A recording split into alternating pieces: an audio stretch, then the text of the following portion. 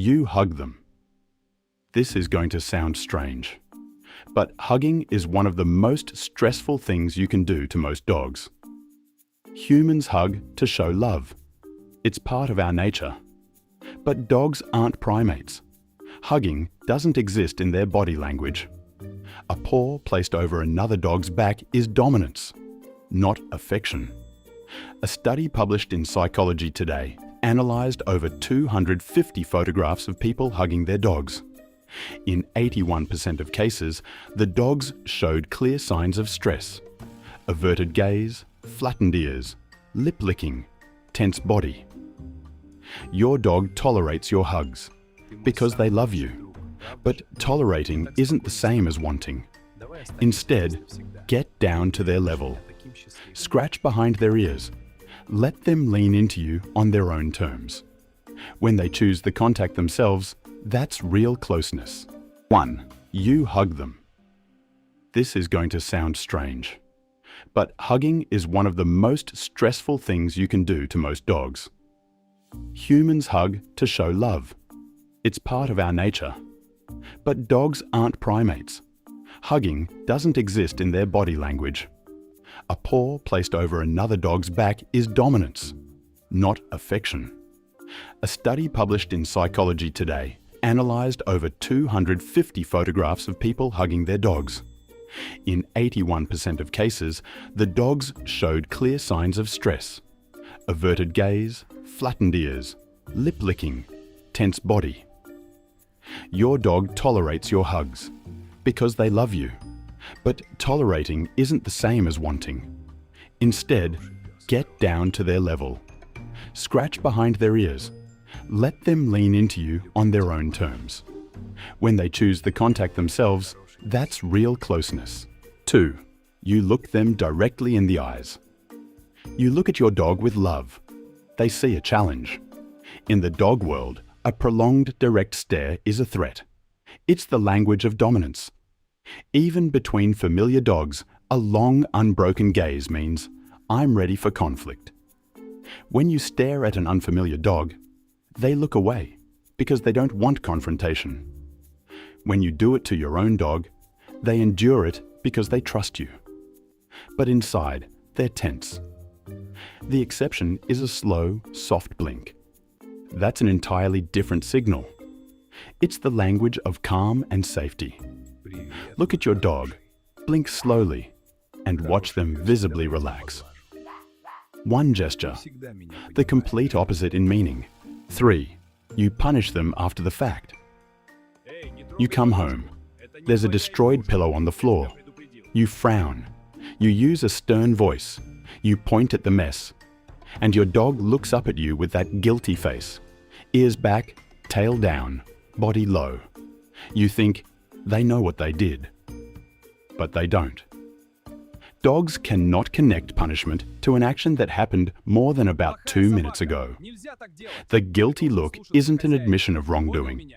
It's a response to your tone, your body language, your energy right now. They don't understand what they're being punished for. They only feel one thing: the person I trust is dangerous right now. For no reason I can understand. That's not discipline. That's the erosion of trust. The only thing that works is catching the moment, responding immediately, or not responding at all. And hey, if this is changing the way you see your dog right now, hit like and subscribe so we can help more dog owners understand what their dog has been trying to tell them all along. 4. You yank the leash. Your dog pulls forward. You yank them back. It feels normal. It feels like control, like training. But to your dog, a sharp leash correction is a physical shock that comes from the person they trust most. Studies show that dogs who are regularly corrected with leash yanks display elevated cortisol levels, the stress hormone, and over time begin to associate walks with anxiety rather than joy. A walk should be the best part of your dog's day. For many dogs, it becomes a source of tension instead.